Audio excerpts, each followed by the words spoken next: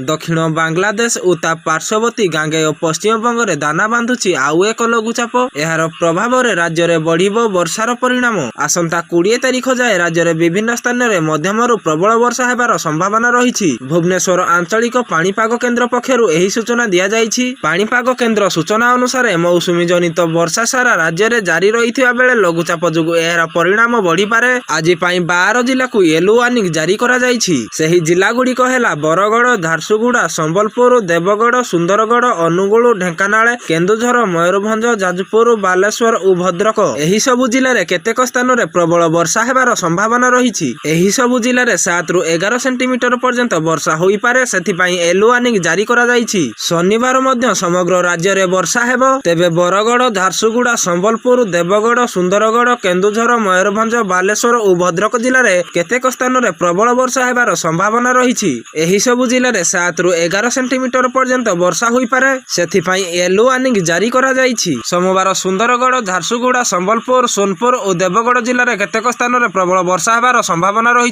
एही सबु जिले में 7 ରୁ 11 सेंटीमीटर वर्षा होई पारे। सेथिपाई येलो वार्निंग जारी करा जाइछि।